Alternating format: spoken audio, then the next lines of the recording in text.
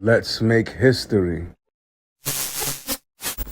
Today, 4 December in 1969 was the death anniversary of Fred Hampton.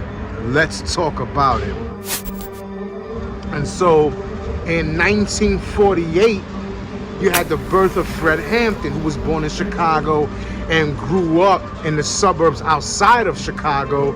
He showed talent academically and athletically from a young age. Also showed leadership abilities. So he's an alpha male, highly intelligent, charismatic, good-looking guy. And he, at 17 years old, he joined the NAACP, and he oversaw the youth movement.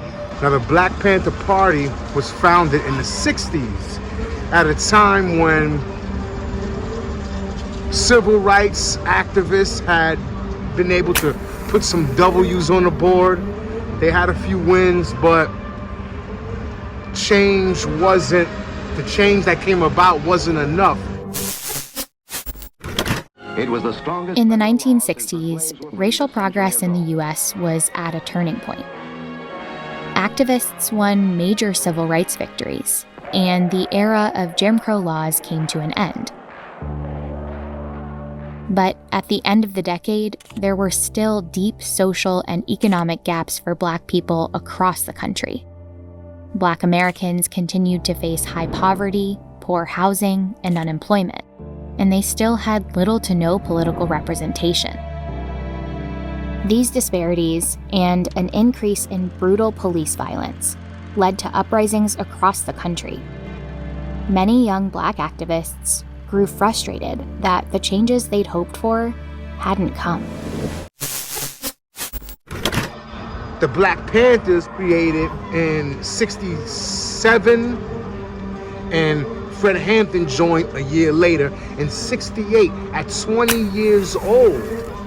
Fred Hampton, he helped get programs for free breakfast for children, and also making Black Americans aware of their Second Amendment rights. So the Black Panthers were walking through Oakland. They founded the party in Oakland, by the way. Two students, Huey P. Newton and Bobby Seale. And when Fred Hampton joined, it was over. Like, they were a force. They were a serious force to be contended with. They were walking around Oakland with rifles out. But they knew that they had that right by law, as long as it wasn't concealed. And powerful movement. So you could imagine the people, the fervor, the excitement in the people, that real change was about to come. And it was amazing. Fred Hampton was only 21 years old when he died. And he has such an impact. We're talking about him still today. So, quite incredible. Stokely Carmichael left the Black Panthers and he became the chairman of the Illinois chapter. Fiery speeches, very charismatic speeches, and membership in the party grew. You can jail a revolutionary, but you can't jail a revolution. Right. Because of his charismatic skills, he quickly rise to the top of the crop. Here he is at age 21, building and leading the Illinois chapter Black Panther Party. Work with anybody and form coalition with anybody that has revolution on their mind. We're not a racist organization because we understand that racism is an excuse used for capitalism. We don't hate the motherfucker white people, we hate the oppressor, whether he be white, black, brown, or yellow. One thing that made Fred Hampton so dangerous is that he started what's called the Rainbow Coalition. And he coalesced different factions. There was a group of Puerto Ricans that called themselves the Young Lords, and they were inspired by the Black Panthers. There was also, people don't realize, a group of poor Southern whites calling themselves the Young Patriots. So Fred Hampton united those two groups with the Black Panther Party under the banner of the Rainbow Coalition. The thing with Fred Hampton, he was a revolutionary, but he was also a socialist, and the Black Panthers advocated for socialism. Now, though what they were doing was needed at the time, something drastic had to be done at the time. I'm going to respectfully disagree, because I don't think that socialism is the answer. For me, I feel like capitalism, the very system that Fred Hampton and the Black Panthers and the Young Lords were trying to overthrow, is the key to the salvation, the economic salvation of Puerto Ricans, blacks, poor whites, etc. And that's the school of thought of Malcolm X and the Nation of Islam. It was the same struggle to right the wrongs that were being done to black people and minorities in this country, but they chose a capitalistic strategy, and it proved successful, because even today they still have luncheonettes across the country. They have their newspaper, The Final Call, a publication, and they do pretty well for themselves as an organization.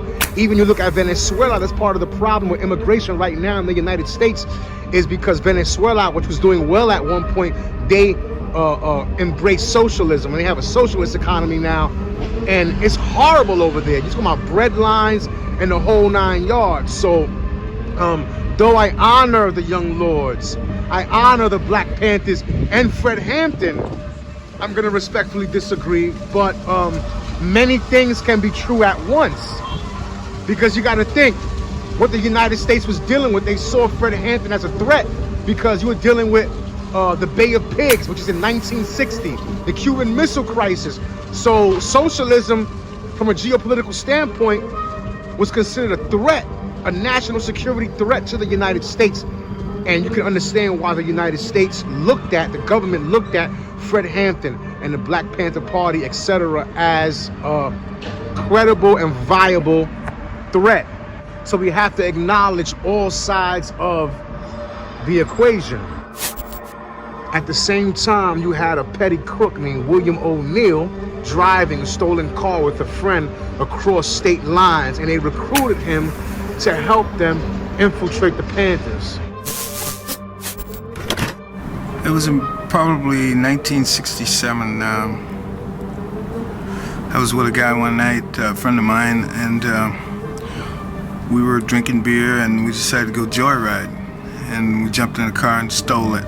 And we were driving around the city of Chicago for 45 minutes, and decided to leave the state to go visit a relative in another state. And we had an accident out of state. And prior to the accident, we'd walked in a pool hall and was shooting pool. And at the door, you had to register your phone number and address. And we wrote down our names and phone numbers, then went and shot a game of pool, and then came out and had an accident. And we fled the accident on foot. Messed around in the city a while, and then caught a bus back to Chicago. And about 3-4 months later, I got a call from this FBI agent by the name of Roy Mitchell. And he told me that he knew what I had done, and we went around a couple of times, and he said something like, well, you know, there's no need in you trying to bullshit me. I know you did it, but it's no big thing. He said, I'm sure we can work it out.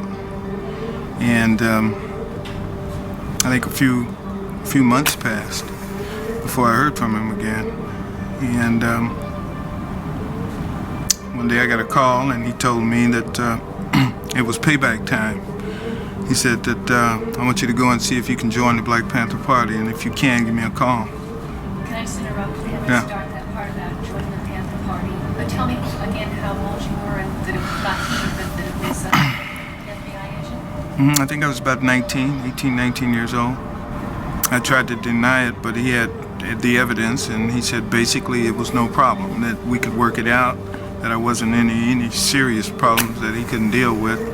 And a few months, 3 months maybe passed before he asked me to join the Black Panther Party. He was actually, once he joined, he was chief of security. So he had access to the key to Fred Hampton's apartment, as well as the floor plans, which he did give to the FBI. They fired over 100 rounds into that apartment. Fred Hampton died.